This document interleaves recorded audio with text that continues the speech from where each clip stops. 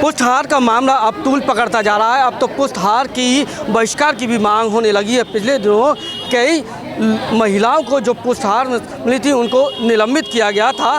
वो सब आशाएं बहनें थीं। आज उनसे बातचीत कर, मैडम जो पुष्टाहार में निलंबित की गई थी आज उनको क्या मिला है, किस तरह की बहाली हुई है और क्यों? आज हमारे जिलाधिकारी महोदय से डायरेक्ट बात हुई और उन्होंने बहाली के आदेश करने के लिए हमारे डीपीओ साहब को सूचित कर दिया है जी। और उन्होंने कह दिया है आप इनकी बहाली का लेटर बनाइए और हम साइन कर देंगे। किस मामले में ये आशाएं निलंबित की गई थी, क्या था पूरा मामला? ये जो 27 तारीख में जो गोदाम पर माल पाया गया था और अधिकारियों ने हमारी बहनों को फंसाया गया था, उस प्रकरण में बहाली की गई थी।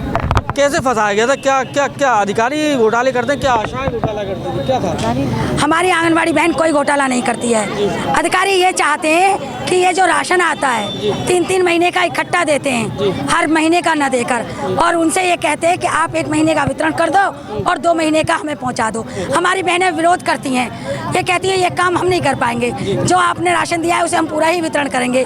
तो वह राशन उन्होंने नहीं उठाया और वो राशन उनका गोदाम में पाया गया।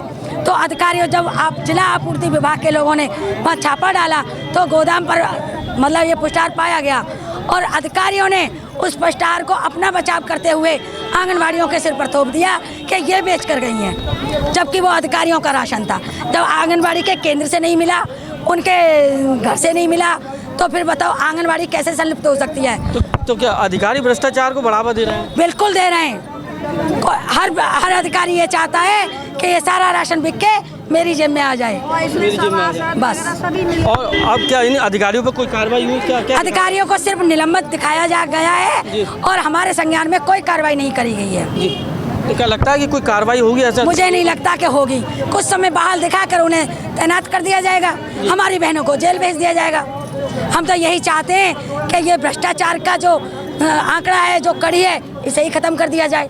शासन से हमने आज मांग की है कि हम पुष्टाहार का बहिष्कार करते हैं और जो घर देने का राशन है, THR टेक होम राशन, इस राशन का पैसा लाभार्थी के सीधे खाते में जाए, जिससे ये ऊपर से नीचे तक का जो तांडव होता है, हमारी बहनों का उत्पीड़न होता है, वो खत्म हो जाए। किस तरह से ये बढ़ जाता है? किस तरह से अधिकारी कैसे बांट लेते हैं ये आपस में? कैसे भ्रष्टाचार होता है?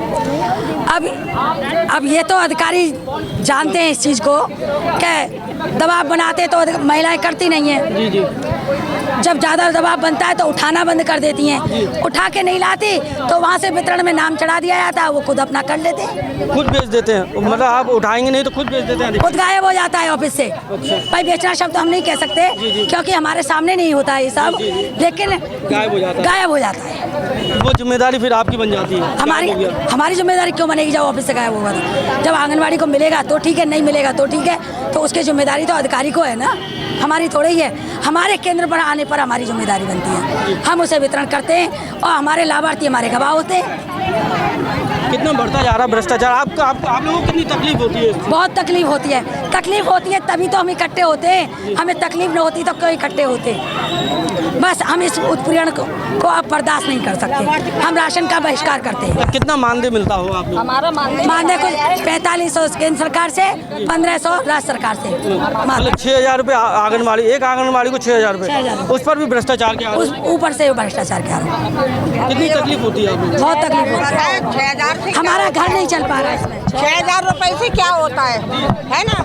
ये 300 रुपए मजदूर को भी 500 रुपए मिलते हैं और हम लोगों को इतना काम दिया जाता है 17-18, कम से कम 17-18-20 से के उसमें हम लोगों के पास रजिस्टर है, वो सारे मेंटेनेंस करने पड़ते हैं और सबसे ऊपर और फिर उसको सुनने को मिलती है कि भ्रष्टाचार, आंगनबाड़ी चोर, ये खा गई, वो खा गई, यहाँ नहीं आई, वहाँ नहीं आई।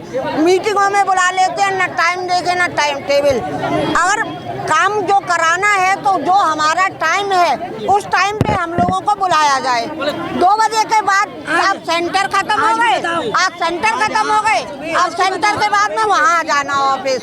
और आज हमारे ये जो संगठन है उन्होंने 4 दिन पहले ही हम लोगों ने वहाँ पर मतलब दे दिया था कि आंगनबाड़ी और सहायिका को अवकाश प्रदान करें 25 अक्टूबर का। 6,000 रुपये में बहुत ज़्यादा शोषण हो रहा है। बहुत ज्यादा। और तो पर लेकिन उन्होंने जानबूझकर आज वहाँ संजय पैलेस में बुला लिया गया रैली के लिए। 18,000 होना चाहिए। रैली के लिए बुला लिया गया।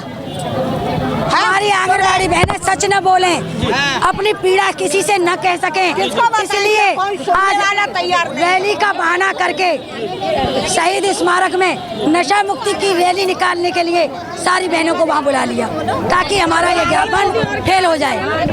ये सब आंगनबाड़ी बहनें थीं जो पुष्टाहार का विरोध कर रही हैं। उनका कहना है कि पुष्टाहार के चलते अधिकारी भ्रष्टाचार करते हैं और इल्ज़ाम उन पर आता है। 13 आंगनबाड़ी महिलाओं को निलंबित किया था जिसकी लड़ाई वो लड़ रही थी।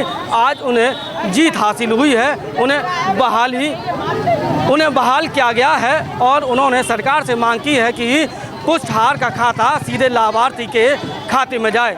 अपने साथी अनुज के साथ सत्येंद्र कुशवाहा, आगरा।